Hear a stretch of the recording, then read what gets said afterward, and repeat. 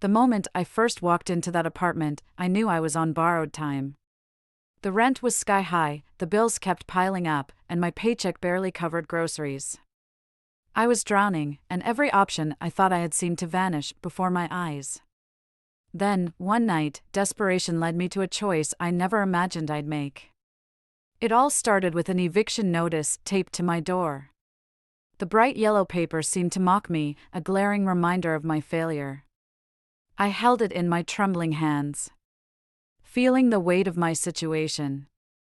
I had 2 weeks to come up with the money or face being out on the streets.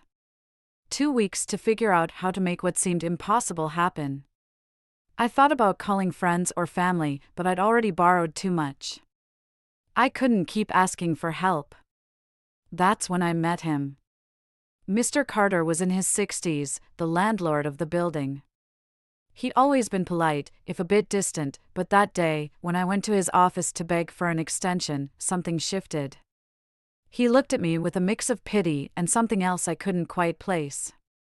"You're in a tough spot," he said, his voice calm and measured.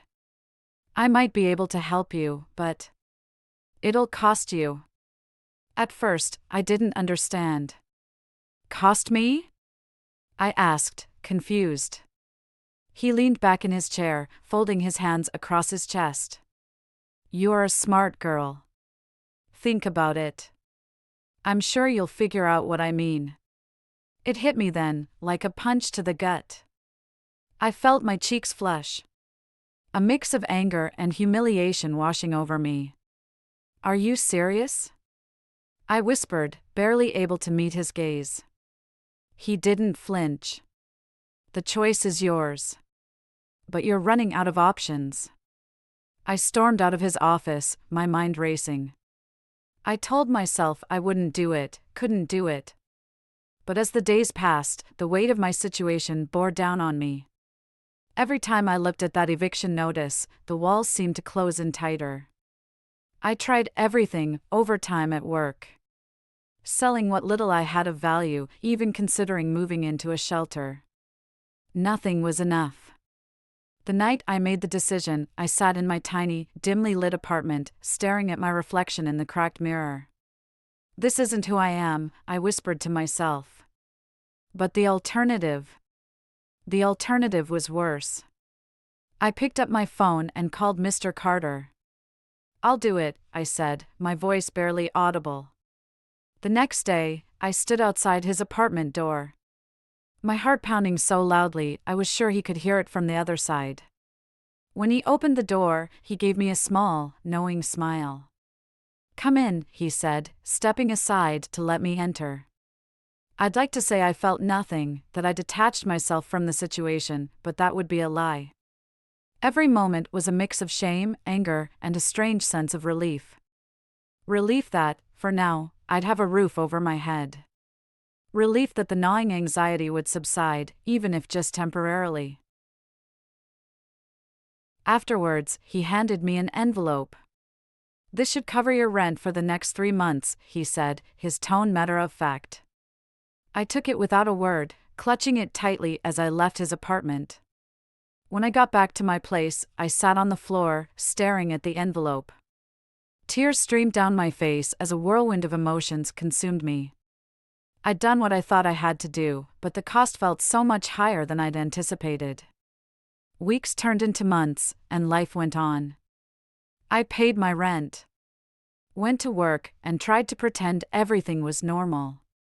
But every time I saw Mr. Carter in the hallway, a wave of nausea hit me. He'd give me a small nod, a silent reminder of our arrangement. I avoided him as much as possible, but the weight of what I'd done lingered.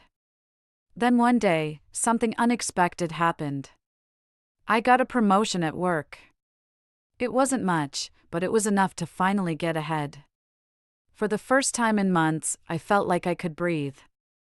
I started saving, determined to never find myself in that position again. But just as I began to find my footing, Mr. Carter came knocking. "We need to talk," he said, his tone leaving no room for argument.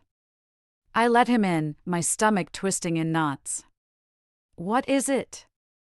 I asked, trying to keep my voice steady. You owe me, he said bluntly.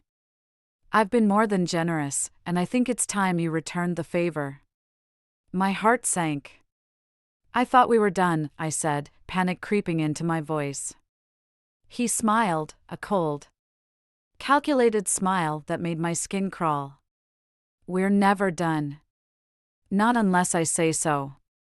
In that moment, I realized I'd made a deal with the devil.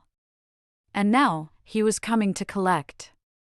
I felt trapped, cornered, but something inside me snapped. I'd spent months hating myself, drowning in shame, but I couldn't let him control me any longer. No, I said firmly, meeting his gaze.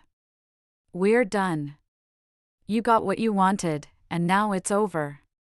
He chuckled, shaking his head. You really think you can just walk away? Yes, I said, my voice unwavering. And if you try to come after me, I'll make sure everyone knows exactly what kind of man you are. For a moment, he just stared at me, his expression unreadable. Then, without a word, he turned and left. I locked the door behind him, my hands shaking. I didn't know what would happen next, but for the first time in months, I felt a glimmer of hope. The weeks that followed were tense. I avoided him as much as possible, always looking over my shoulder, but he never approached me again. Eventually, I moved out of the apartment, leaving that chapter of my life behind. Looking back, I've learned a lot about myself, about desperation and the choices we make when we're backed into a corner. I'm not proud of what I did, but I've made peace with it. It's a part of my story, a reminder of how far I've come and how much I've overcome. Today, I'm in a better place. I've rebuilt my life, surrounded myself with people who lift me up, and found a sense of stability I never thought possible. The scars of my past are still there, but they've made me stronger, more resilient.